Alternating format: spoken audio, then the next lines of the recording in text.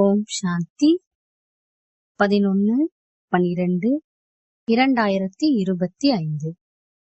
இனிமையான குழந்தைகளே, சங்கம யுகத்தில் நீங்கள் பிராமண குலத்தினராக ஆகியிருக்கிறீர்கள். நீங்கள் இப்பொழுது மரண உலகத்தின் மனிதரிலிருந்து அமர உலகத்தின் தேவதை ஆக வேண்டும். கேள்வி: குழந்தைகள், நீங்கள் எந்த ஞானத்தை புரிந்து கொண்ட காரணத்தால் எல்லையற்ற சந்நியாசம் செய்கிறீர்கள்?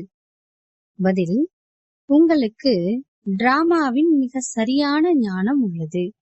நீங்கள் அறிவீர்கள், டிராமாவின் படி இப்போது இந்த முழு உலகமும் எரிந்து சாம்பலாகிவிட்டது.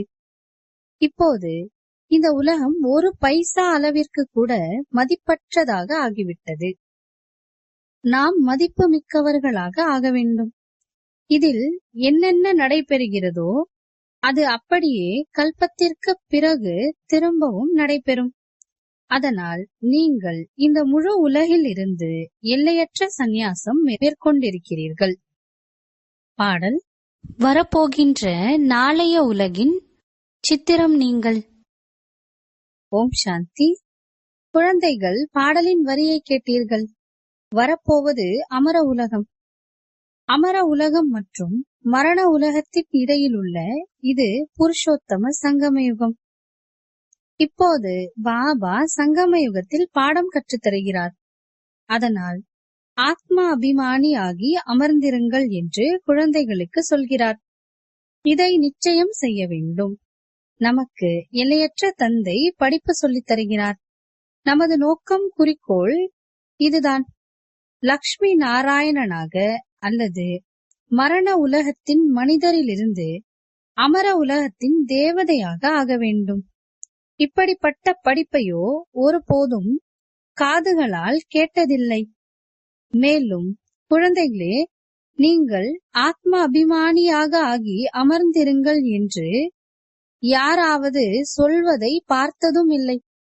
எல்லையற்ற தந்தை நமக்கு படிப்பு சொல்லித் தருகிறார் என்பதை நிச்சயம் செய்யுங்கள். எந்த தந்தை? எல்லையற்ற நிராகார சிவ தந்தை. இப்போது நீங்கள் புரிந்து கொண்டிருக்கிறீர்கள், நாம் புருஷோத்தம சங்கம யுகத்தில் இருக்கிறோம். இப்போது நீங்கள் பிராமண சம்பிரதாயத்தினராக ஆகியிருக்கிறீர்கள். பிறகு நீங்கள் தேவதை ஆக வேண்டும். முதலில் சூத்ர சம்பிரதாயத்தினராக இருந்தீர்கள். பாபா வந்து கல் புத்தியிலிருந்து பாரஸ் தங்க புத்தியாக ஆக்கியிருக்கிறார். முதலில் சத்தோ பிரதான தங்க புத்தி உள்ளவர்களாக இருந்தீர்கள். இப்போது மீண்டும் ஆகிறீர்கள். சத்தியுகத்தின் எஜமானராக இருந்தீர்கள் என்று சொல்ல வேண்டியதில்லை. சத்தியுகத்தில் உலகத்தின் எஜமானராக இருந்தீர்கள். பிறகு 84 பிறவிகள் எடுத்து ஏணிப்படியில் இறங்கி இறங்கி சத்தோ பிரதானத்திலிருந்து சத்தோ ரஜோ தமோவில் வந்திருக்கிறீர்கள். முதலில் சத்தோ பிரதானமாக இருக்கும்போது தங்க புத்தி உள்ளவராக இருந்தீர்கள். பிறகு ஆத்மா மீது கரைப்படுகிறது. மனிதர்கள் புரிந்து கொள்வதில்லை. பாபா சொல்கிறார், நீங்கள் எதுவுமே தெரியாமல் இருந்தீர்கள். குருட்டு நம்பிக்கை இருந்தது. எதையும் தெரிந்து கொள்ளாமல் யாருக்காவது பூஜை செய்வது அல்லது நினைவு செய்வது குருட்டு நம்பிக்கை என சொல்லப்படும். மேலும் தனது சிரேஷ்ட தர்மம் சிரேஷ்ட கர்மத்தையும் மறந்ததால் கர்மமும் கீழானதாக தர்மத்திலும் தாழ்வடைந்து விட்டுள்ளனர்.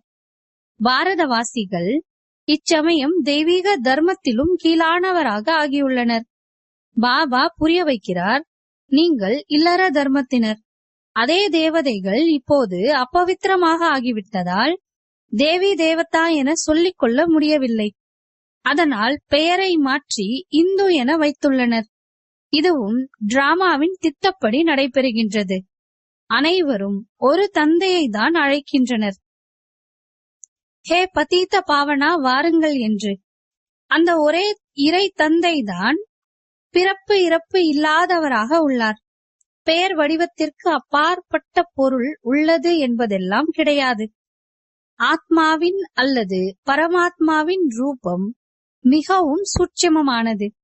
அதை நட்சத்திரம் அல்லது பிந்து என சொல்கின்றனர். சிவனுக்கு பூஜை செய்கின்றனர். அவருக்கு ஷரீரமோ கிடையாது. இப்போது ஆத்மா பிந்தியின் பூஜை செய்ய முடியாது.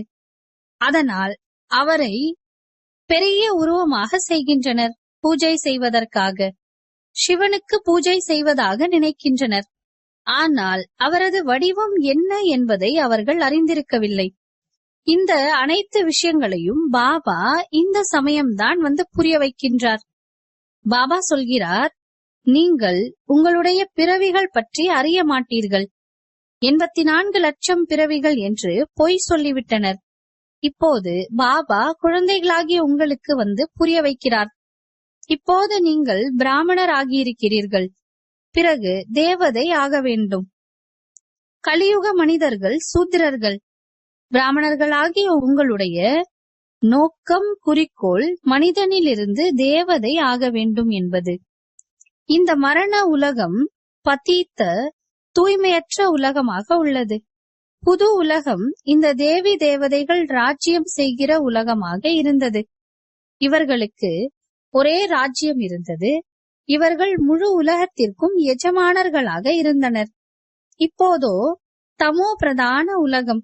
அநேக தர்மங்கள் உள்ளன. இந்த தேவி தேவதா தர்மம் மறைந்து விட்டுள்ளது. இந்த தேவி தேவதைகளின் ராஜ்யம் எப்போது இருந்தது, எவ்வளவு காலம் நடைபெற்றது, இந்த உலகத்தின் சரித்திரம் பூகோளம் யாருக்கும் தெரியாது. பாபாதான் வந்து உங்களுக்கு புரிய வைக்கிறார். இது இறை தந்தையின் உலக பல்கலைக்கழகம். இதன் நோக்கம், குறிக்கோள் அமரலோகத்தின் தேவதை ஆக்குவது. இது அமரக்கதை என்று சொல்லப்படுகின்றது. நீங்கள் இந்த ஞானத்தின் மூலம் தேவதையாக ஆகி காலன் மீது வெற்றி பெறுகிறீர்கள். அங்கே ஒருபோதும் காலன் விழுங்குவதில்லை. மரணத்தின் பெயரே அங்கு கிடையாது. இப்போது நீங்கள் காலன் மீது வெற்றி அடைந்து கொண்டிருக்கிறீர்கள். டிராமா பிளான் அனுசாரம் பாரதவாசிகளும் 5 வருடம் அல்லது 10 வருடங்களின் திட்டம் தயாரிக்கின்றனர் இல்லையா? அவர்கள் ராமராஜ்யம் ஸ்தாபனை செய்வதாக நினைக்கின்றனர். எல்லையற்ற தந்தைக்கும் ராமராஜ்யத்தை உருவாக்குவதற்கான திட்டம் உள்ளது. அவர்கள் அனைவரும் மனிதர்கள். மனிதர்களோ ராமராஜ்யத்தை ஸ்தாபனை செய்ய முடியாது. ராமராஜ்யம் என சொல்லப்படுவதே சத்தியுகம்தான். இந்த விஷயங்கள் யாருக்கும் தெரியாது. மனிதர்கள் எவ்வளவு பக்தி செய்கின்றனர், சரீர சம்பந்தமான யாத்திரைகள் செய்கின்றனர். பகலில், அதாவது சத்யுக திரேதாவில் இந்த தேவதைகளின் ராஜ்யம் இருந்தது. பிறகு இரவில் பக்தி மார்க்கம் ஆரம்பமாகின்றது. சத்யுகத்தில் பக்தி இருப்பதில்லை. ஞானம், பக்தி, வைராகியம், இதை பாபா புரிய வைக்கிறார். வைராகியம் 2 வகையானது. ஒன்று ஹடயோகி, துறவர மார்க்கத்தினுடையது. அவர்கள் வீடு வாசலை விட்டு காட்டுக்கு செல்கின்றனர். இப்போது நீங்களோ முழு மரண உலகத்தின் எல்லையற்ற சந்நியாசம் செய்ய வேண்டும். பாபா சொல்கிறார், இந்த முழு உலகமும் எரிந்து சாம்பலாக போகிறது. டிராமாவை மிக நன்றாக புரிந்து கொள்ள வேண்டும். பேன் போல டிக் டிக் என்று ஊர்ந்து சென்று கொண்டுள்ளது. என்னென்ன நடைபெறுகிறதோ அது பிறகு கல்பத்தின் 5000 ஆண்டுகளுக்கு பிறகு அப்படியே திரும்பவும் நடைபெறும். இதை மிக நன்றாக புரிந்து கொண்டு எல்லையற்ற சந்நியாசம் மேற்கொள்ள வேண்டும். யாராவது வெளிநாடு செல்கின்றனர் என்றால் அங்கே இந்த ஞானத்தை படிக்க முடியுமா என கேட்பார்கள். பாபா சொல்கிறார், ஆம், எங்கே இருந்தாலும் நீங்கள் இதை படிக்க முடியும்.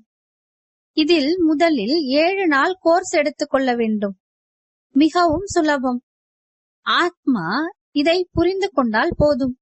நாம் சத்தோ பிரதான உலகத்தின் எஜமானராக இருந்தபோது சத்தோ பிரதானமானவர்களாக இருந்தோம். இப்போது தமோ பிரதானமாக ஆகிவிட்டிருக்கிறோம். 84 பிறவிகளில் முற்றிலும் பைசாவுக்கு பெறாதவர்களாக ஆகிவிட்டிருக்கிறோம். இப்போது மீண்டும் நாம் மதிப்பு மிக்கவர்களாக எப்படி ஆவது? இப்போது கலியுகம், இதன் பிறகு நிச்சயமாக சத்யுகம் வரப்போகிறது. பாபா எவ்வளவு எளிமையாக புரிய வைக்கிறார். 7 நாள் கோர்ஸை புரிந்து கொள்ள வேண்டும்.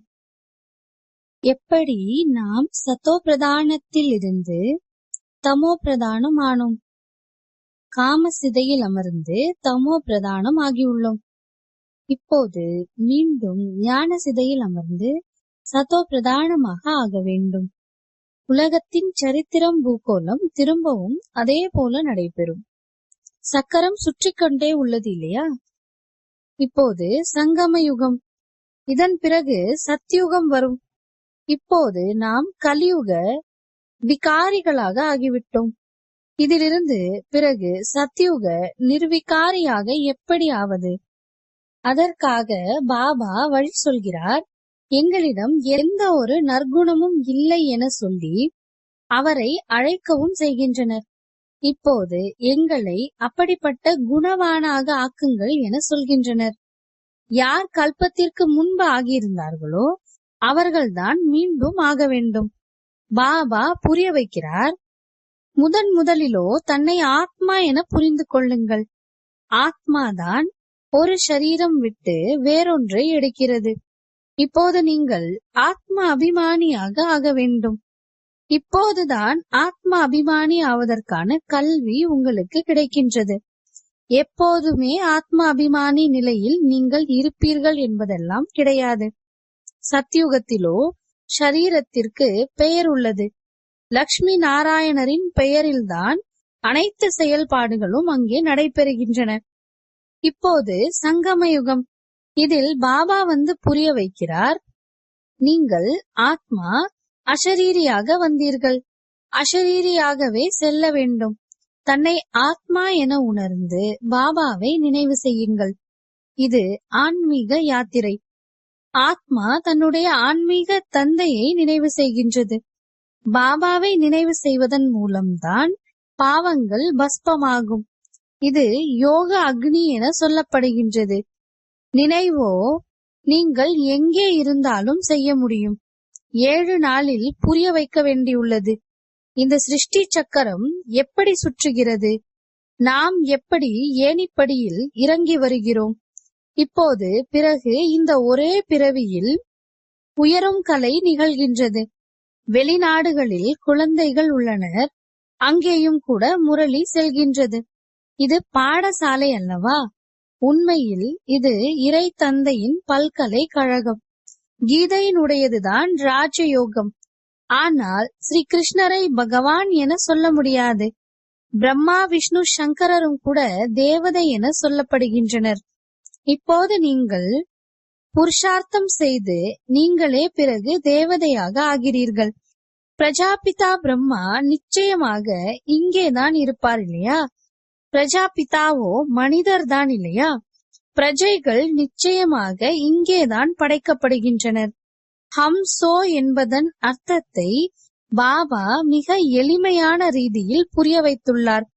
பக்தி மார்க்கத்திலோ நாம் ஆத்மாதான் பரமாத்மா என்று கூறியதனால் பரமாத்மாவை சர்வ வியாபி என சொல்லிவிடுகின்றனர். பாபா சொல்கிறார், அனைவருக்குள்ளும் வியாபித்திருப்பது ஆத்மா. நான் எப்படி வியாபித்திருக்க முடியும்? நீங்கள் என்னை அழைக்கவும் செய்கிறீர்கள்.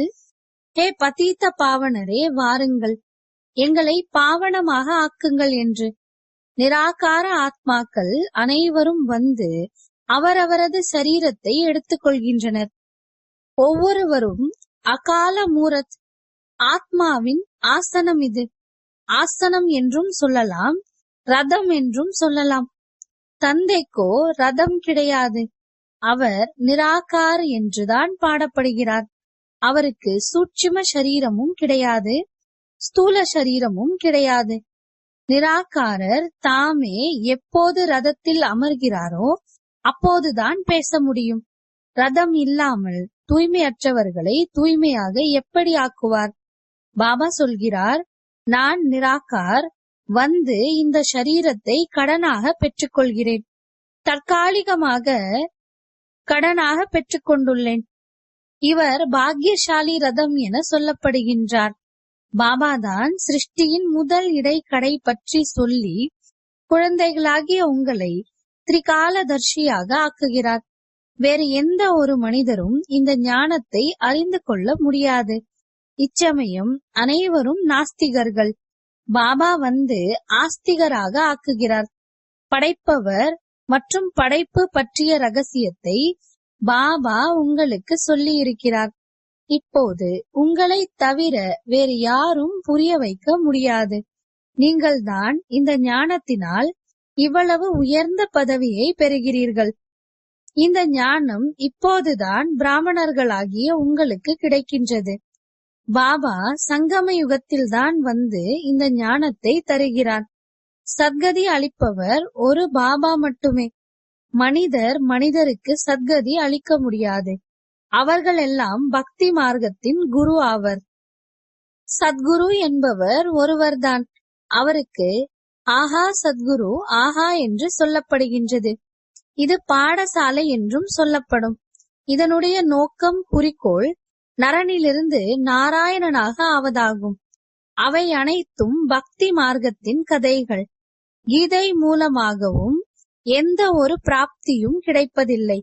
பாபா சொல்கிறார், நான் குழந்தைகளாகிய உங்களுக்கு நேராக வந்து படிப்பு சொல்லித் தருகிறேன். இதன் மூலம் நீங்கள் இந்த பதவியை அடைகிறீர்கள். இதில் முக்கியமானது தூய்மையாகுவதற்கான விஷயமாகும். பாபாவின் நினைவில் இருக்க வேண்டும். இதில் தான் மாயை தடை ஏற்படுத்துகின்றது. நீங்கள் உங்களுடைய ஆஸ்தியை பெறுவதற்காக பாபாவை நினைவு செய்கிறீர்கள்.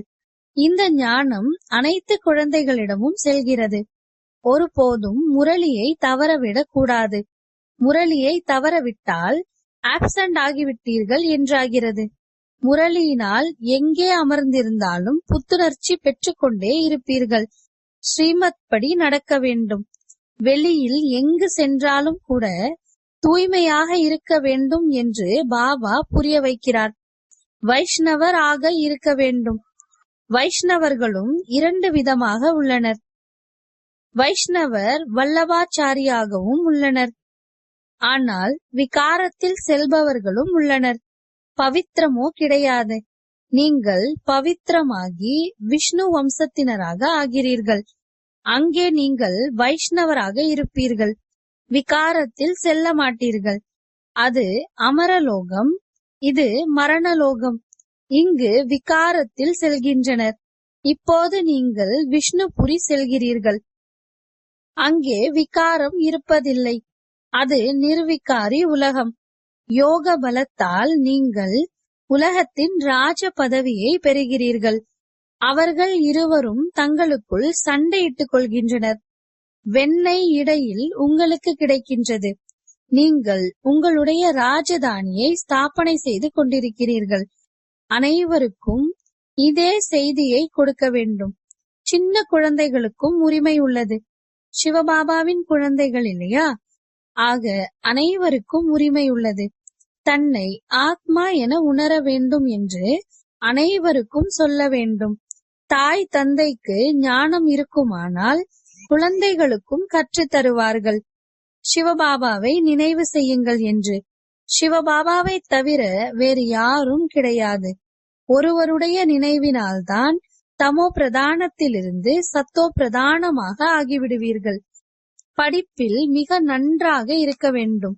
வெளிநாட்டில் வசித்துக் கொண்டிருந்தாலும் கூட நீங்கள் இதை படிக்க முடியும். இதில் புத்தகம் எதுவுமே வேண்டாம். எங்கே அமர்ந்திருந்தாலும் நீங்கள் படிக்க முடியும். புத்தி மூலம் நினைவு செய்ய முடியும். இந்த படிப்பு அவ்வளவு சுலபமானதாகும். யோகம் அல்லது நினைவின் மூலம் பலம் கிடைக்கிறது. நீங்கள் இப்போது உலகத்தின் எஜமானராக ஆகிக் கொண்டிருக்கிறீர்கள். பாபா ராஜயோகம் கற்பித்து தூய்மையாக ஆக்குகிறார். அது ஹடயோகம். இது ராஜயோகம். இதில் பத்தியம் மிக நன்றாக இருக்க வேண்டும். இந்த லக்ஷ்மி நாராயணரை போல சர்வகுண சம்பன்னமாக ஆக வேண்டும் இல்லையா? உணவு பானத்தின் பத்தியமும் அவசியமாகும். இரண்டாவது விஷயம், பாபாவை நினைவு செய்ய வேண்டும். அப்போது ஜென்ம ஜென்மாந்திரத்தின் பாவங்கள் நீங்கிவிடும். இது ராஜ்யத்தை அடைவதற்கான சகஜ ராஜயோகம் என சொல்லப்படுகிறது. ராஜ்யத்தை எடுத்துக் கொள்ளவில்லை என்றால் ஏழையாக ஆகிவிடுவீர்கள். ஸ்ரீமத் படி முழுமையாக நடப்பதன் மூலம் சிரேஷ்டமானவராக ஆகிவிடுவீர்கள். கீழான நிலையிலிருந்து உயர்வானவராக ஆக வேண்டும். அதற்காக பாபாவை நினைவு செய்ய வேண்டும். கல்பத்திற்கு முன்பும் கூட நீங்கள் இந்த ஞானத்தை பெற்றுக் கொண்டிருந்தீர்கள். இப்போது அதை மீண்டும் பெறுகிறீர்கள். சத்தியுகத்தில் வேறு எந்த ஒரு ராஜ்யமும் கிடையாது. அது சுகதாமம் என சொல்லப்படுகின்றது. இப்போது இது துக்கதாமம். மேலும் நாம் எங்கிருந்து வந்திருக்கிறோமோ அது சாந்தி தாமம். சிவபாபாவுக்கு ஆச்சரியமாக உள்ளது. உலகத்தில் மனிதர்கள் என்னென்ன செய்கிறார்கள்?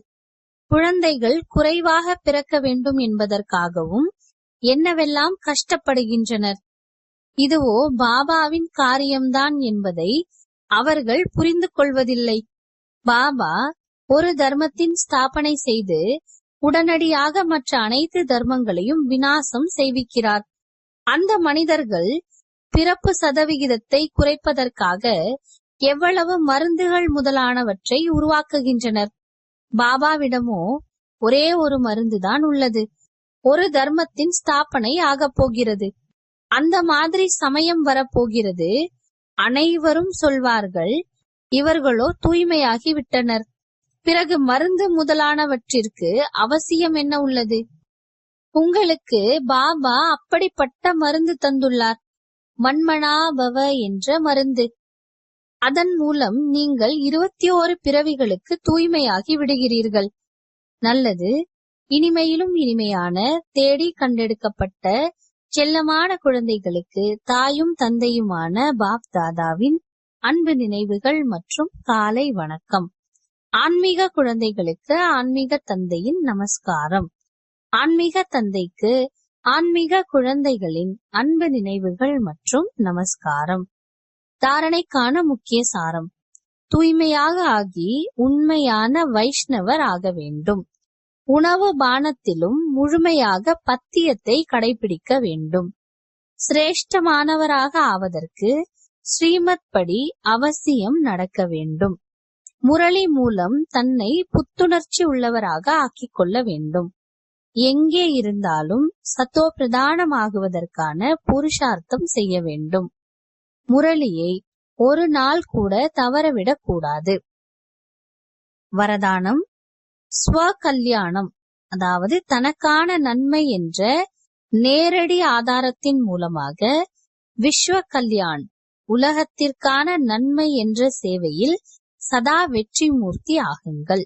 இன்றைய காலகட்டத்தில் உடல் நோயான இதய செயலிழப்பு என்பது எப்படி அதிகமாக இருக்கின்றதோ அப்படி ஆன்மீக முன்னேற்றத்தில் மனமுடைந்து போதல் என்ற நோய் அதிகமாக இருக்கிறது. அப்படிப்பட்ட மனமுடைந்த ஆத்மாக்களுக்கு நடைமுறையில் மாற்றத்தை பார்க்கும் போது மட்டும்தான் தைரியம் என்ற சக்தி வர முடியும். நிறைய கேட்டுவிட்டார்கள், இப்போது பார்க்க விரும்புகின்றார்கள். ஆதாரத்தின் மூலமாக மாற்றத்தை விரும்புகின்றார்கள். எனவே உலக நன்மைக்காக முதலில் தனக்கான நன்மையை முன்மாதிரியான ரூபத்தில் காட்டுங்கள். உலக நன்மைக்கான சேவையில் வெற்றி பெறுவதற்கான சேவையில் வெற்றி மூர்த்தி ஆவதற்கான சாதனமே நேரடி ஆதாரம்தான். இதன் மூலம்தான் தந்தையின் வெளிப்பாடு என்பது ஏற்படும். எதை பேசுகிறீர்களோ அது உங்களுடைய சொரூபத்தில் நடைமுறையில் தென்பட வேண்டும். அப்போதே ஏற்றுக்கொள்வார்கள். ஸ்லோகன்: மற்றவர்களுடைய கருத்துக்களை தன்னுடைய கருத்துகளோடு சேர்ப்பதுதான் மற்றவர்களுக்கு மரியாதை கொடுப்பதாகும். அவ்யக்த சமிஞை: இப்பொழுது சம்பன்னம் மற்றும் கர்மாத்தீத் ஆவதற்காக ஆர்வத்துடன் செயல்படுங்கள். கர்மாத்தீத் நிலையை அடைவதற்காக நான் எந்த அளவிற்கு கர்மத்தின் பந்தனத்திலிருந்து விடுபட்டு இருக்கிறேன் என்று சோதனை செய்யுங்கள். லௌகிக்கம் மற்றும் அலௌகிக்கம், கர்மம் மற்றும் சம்பந்தம் இரண்டிலும் சுயநலத்திலிருந்து எந்த அளவிற்கு விடுபட்டு இருக்கிறேன். எப்பொழுது கர்மத்தின் கணக்கு வழக்கு மற்றும் எந்த ஒரு வீணான சுபாவம் சம்ஸ்காரத்திற்கு வசமாகுவதிலிருந்து விடுபட்டவர்களாக ஆகின்றீர்களோ அப்பொழுதே கர்மாத்தீத் மனோநிலையை பெற முடியும். எந்த ஒரு சேவையும், குழுவும் மற்றும் இயற்கையினுடைய சூழ்நிலையும் உங்களுடைய மனோநிலையை அல்லது உயர்ந்த மனோநிலையை தடுமாற வைக்கக்கூடாது. இந்த பந்தனத்திலிருந்தும் விடுபட்டு இருப்பதுதான் கர்மாத்தீத் மனோநிலையின் அருகாமையில் இருப்பதாகும். ஓம் சாந்தி.